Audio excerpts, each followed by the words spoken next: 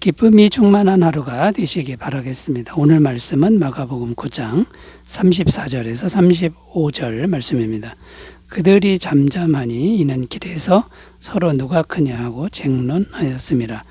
예수께서 앉아서 12 제자를 불러서 이르시되 누구든지 첫째가 되고자 하면 무사람의 끝이 되며 무사람을 섬기는 자가 되어야 하리라 하시고. 아멘. 오늘 말씀에 보면 주님께서 제자들을 다 이르시는 그런 내용입니다. 무엇을 다 이르셨냐면 첫째가 되려면 끝이 되고 섬기는 사람이 되라, 이렇게 다 이르셨다라는 겁니다. 왜 이런 말씀을 하셨냐면 제자들이 서로 자기가 더 크다고 논쟁을 벌였다라는 겁니다. 제자들이 논쟁을 벌인 그 배경이 어떻게 되냐면 제자들은 예수님이 현실적인 정부를 세우고 그 정부의 왕이 될 것을 예상했습니다. 그래서 예수님 왕이 되면 더 높은 자리를 서로 차지하려고 했다라는 것이죠. 그래서 논쟁을 벌였다는 것인데요. 여기서 이제 우리가 생각할 것이 있는데 그게 뭐냐면 세상적으로 높은 자리, 또 명예를 얻는 것, 이걸 추구하는 게 무조건 나쁜 것이냐? 그것은 아니다라는 겁니다. 세상적인 명예나 또 높은 자리도 주님 손에 붙들리면 귀하게 사용될 수 있다라는 겁니다. 무조건 다 버려야 되는 것은 아니다. 이것을 먼저 생각해야 되고요. 그런데 문제는 무엇입니까? 세상 명예, 세상 권력을 얻으려고 좋지 않은 방법을 사용하는 게 문제이고요. 그리고 세상의 가치들, 명예와 권력이 우리가 살아가는 삶의 궁극적인 목적이 되는 것이 문제다라는 겁니다. 이렇게 세상 거를 추구하는 그것이 목적이 되면은 그는 주님과 상관없는 삶이고 주님을 떠난 삶이다 라는 것이죠. 그래서 큰 문제가 된다라는 겁니다. 그래서 이제 이런 배경을 우리가 이해하고요. 오늘 주님께서 섬기는 자가 첫째가 된다, 이렇게 이제 말씀하셨는데 어떻게 섬기는 자가 첫째가 될 수 있는지를 함께 생각하면서 은혜를 나누겠습니다. 첫 번째, 섬기는 자가 어떻게 첫째가 되냐면요. 낮은 태도로 섬길 때 진정한 존경을 얻을 수 있기 때문이다라는 겁니다. 낮은 태도로 다른 사람들을 섬길 때 사람들의 진심 어린 존경을 얻을 수 있다라는 것이죠. 이 주제에 해당되는 인물을 찾아보면은 마더 테레사 수녀님을 생각할 수 있습니다. 이 테레사 수녀는 일생을 인도의 빈민굴에서 힘들고 가난한 사람들을 평생 섬겼다는 것입니다. 그런데 이 테레사 수녀가 죽음을 맞이했을 때 어떤 일이 벌어졌습니까? 인도 전체가 눈물을 흘렸고요. 세계 전체가 함께 울었다라는 겁니다. 이 테레사 수녀의 이런 모습이 진정한 첫째의 모습이다라는 겁니다. 그러니까 섬김으로 첫째가 된 아주 좋은 예라고 할 수 있는 거고요. 사람들로부터 진정한 존경을 얻은 인물이었다라는 겁니다. 그런데 중요한 게 뭡니까? 이 테레사 수녀에게 있어서 테레사 수녀는 첫째에 관심이 없었다라는 겁니다. 첫째가 되려는 마음이 없었다라는 거죠. 그냥 힘든 사람 한 사람을 섬길 뿐이었다. 낮은 자리에서 섬길 뿐이었다라는 겁니다. 여러분, 이걸 항상 기억해야 된다라는 거죠. 그러니까 섬기는 자가 첫째가 된다 했을 때 그 섬기는 마음이 어떠해야 됩니까? 첫째가 되려는 마음이 아예 없었다라는 거죠. 그냥 낮은 자세로 섬길 뿐이다라는 거고, 이렇게 섬길 때 사람들로부터 진정한 존경을 받았다. 여러분, 이것이 섬기는 자가 첫째가 된다는 주님의 말씀의 의미라는 것을 꼭 기억하셨으면 좋겠습니다. 그런데 어떤 사람들은 힘과 권력으로 군림하고 지배함으로 첫째가 되려고 한다라는 거죠. 그러니까 이런 사람들은 첫째가 되는 게 아예 궁극적인 목표가 되는 거고요. 그 방법을 군림하고 지배하는 방법을 사용한다라는 거죠. 참으로 안타까운 일들입니다. 그리고 사람들은 이 사람을 진심으로 존경하지 않는다. 자, 힘으로 첫째가 됐지만 주님이 말씀하시는 진정한 첫째는 아니다라는 겁니다. 자, 우리가 주님을 왜 주님으로 모시고 믿고 사랑하는 것입니까? 주님은 우리를 대신해서 십자가에서 죽으셨기 때문이다라는 거죠. 그분은 군림하시거나 지배하지 않으신다라는 겁니다. 로마서 5장 8절 우리가 아직 죄인 되었을 때 그리스도께서 우리를 위하여 죽으심으로 하나님께서 우리에 대한 자기의 사랑을 확정하셨느니라. 우리가 죄인 되었을 때 우리 대신 죽어주셨다라는 거죠. 뭔가 조건이나 자격을 원하지 않으셨다. 그냥 섬기셨다라는 거고요. 요한계시록 3장 20절 볼지어다 내가 문 밖에 서서 두드리노니 누구든지 내 음성을 듣고 문을 열면 내가 그에게로 들어가 그와 더불어 먹고 그는 나와 더불어 먹으리라. 주님은 마음 문을 두드리시지만 함부로 대하지 않는다. 과격하게 지배하는 그런 모습은 전혀 없으시다라는 거죠. 자, 그런데 그런 주님이 지금도 우리를 낮은 자리에서 섬기고 있다라는 겁니다. 요한복음 13장 8절 베드로가 이르되 내 발을 절대로 씻지 못하시리이다. 예수께서 대답하시되 내가 너를 씻어주지 아니하면 내가 나와 상관이 없느니라. 지금도 주님은 우리 발을 씻어주는데 이 발은 먼지 묻은 발이죠.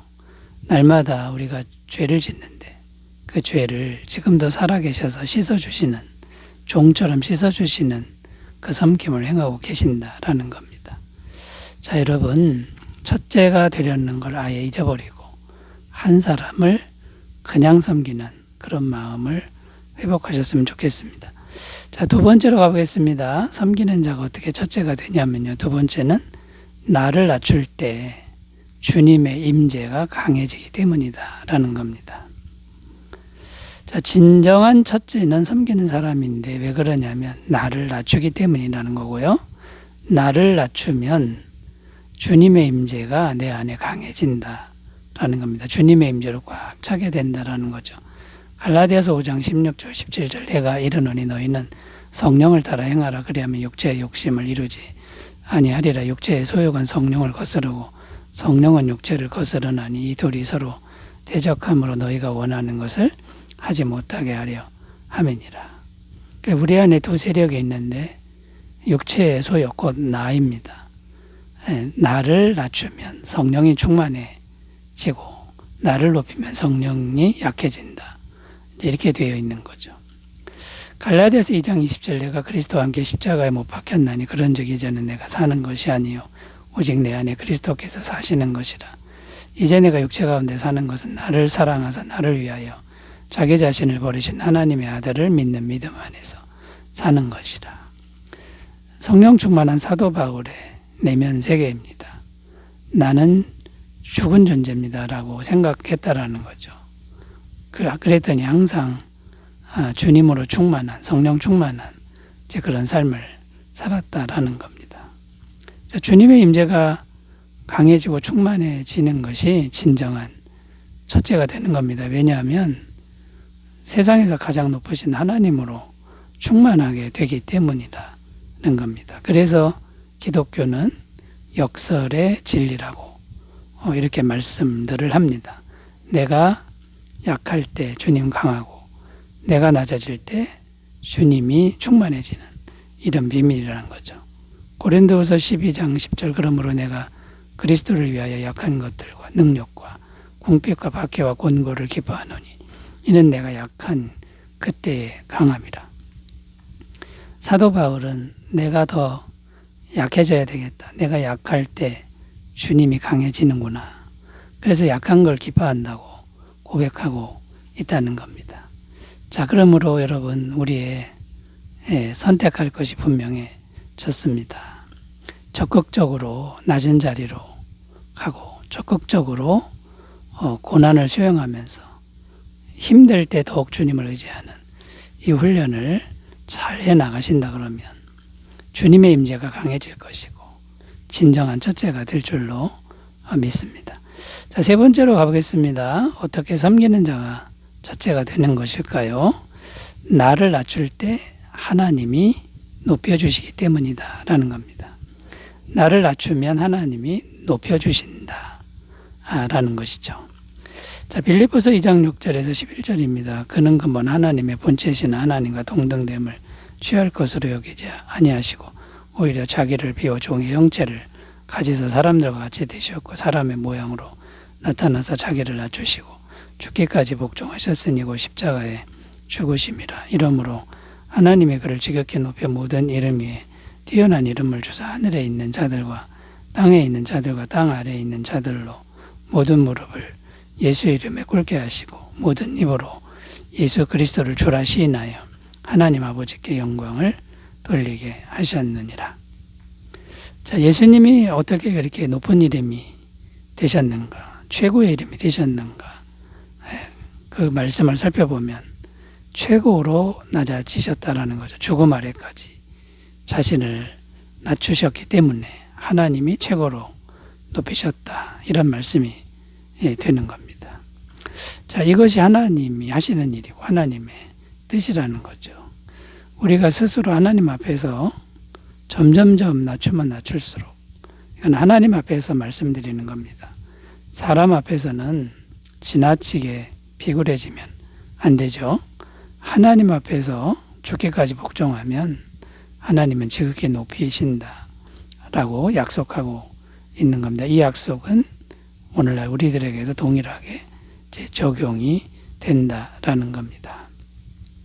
창세기 39장 2절 3절 여호와께서 요셉과 함께 하심으로 그가 형통한 자가 되어 그의 주인 애굽 사람의 집에 있으니 그의 주인이 여호와께서 그와 함께 하심을 보며 또 여호와께서 그의 범사에 형통하게 하심을 보았더라.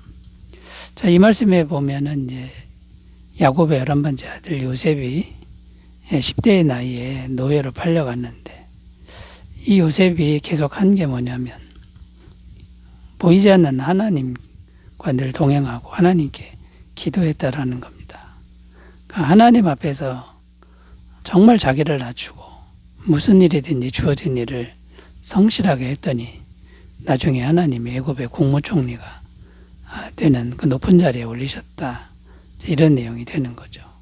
그러니까 요셉은 보이지 않는 하나님을 늘 의식하면서 그분 앞에서 자신을 계속 낮추는 삶을 살았다라는 겁니다.